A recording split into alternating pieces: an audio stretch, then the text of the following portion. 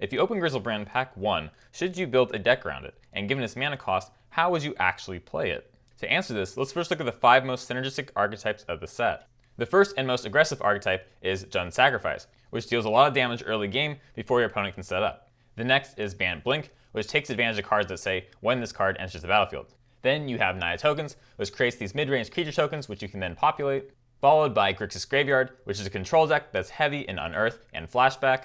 And lastly, you have Esper Control, which has good defense and removal early game and strong flyers late game.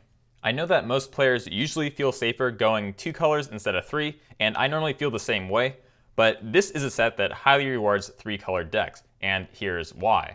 If we look at the percentage of multicolored cards by rarity, we see that multicolored cards appear in 22% of commons, 27% of mythics, 28% of rares, and a whopping 43% of uncommons. If someone's leaning heavily towards a single color, they can only expect to see 1 or 2 cards of that color per pack. So if you want to have more options for picks, then you should definitely lean towards 3 colors. But with 4 black mana and Griselbrand's cost, it is risky to assume that a 3-color deck will have that many swamps out, and the archetype that is the deepest in black is Black-Red Sacrifice, but it is also the most aggressive archetype, so getting to 8 mana isn't very realistic. At this point, we can safely say that playing Griselbrand from your hand is not a very reliable game plan.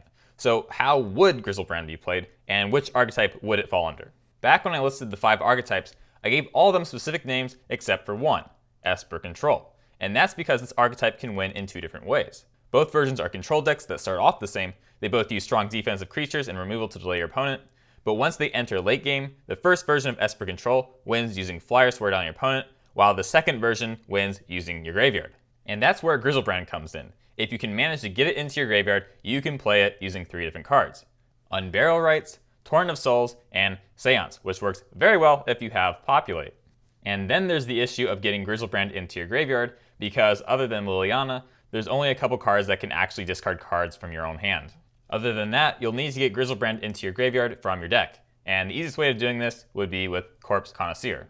So the main issue with the deck that revolves around Griselbrand is that it needs so many pieces to work, but the good news is that Griselbrand doesn't always need to be your only bomb creature. Broodmate Dragon, Craterhoof Behemoth, Niv Mizzet, and Simic Skysolar are all good substitutions for Griselbrand that are too big for most other archetypes. Now let's take a look at how a draft like this might play out. So pack 1, we see we have a Griselbrand, so we take that. Then we follow it up with a Zur, which you get lucky and pull. Then this other card we didn't talk about, which is good at getting creatures from the top of your deck into play.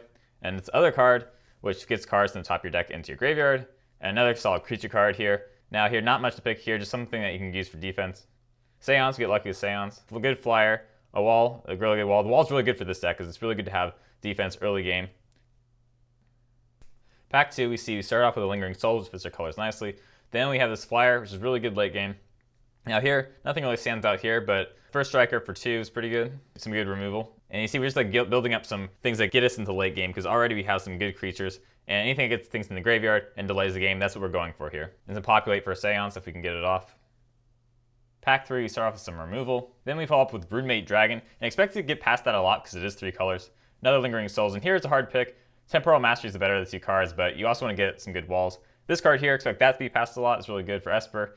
Some more discarding cards, some lands, more discarding cards, and you get the idea. It's not the best deck, but it's something that's similar to what we talked about in this video. And so looking at it, pretty solid deck. Yeah, Griselbrand, you have a couple of solid creatures. You have Seance, but Seance is really the only card that gets big creatures out from the graveyard, so unfortunately we didn't grab any more cards like that.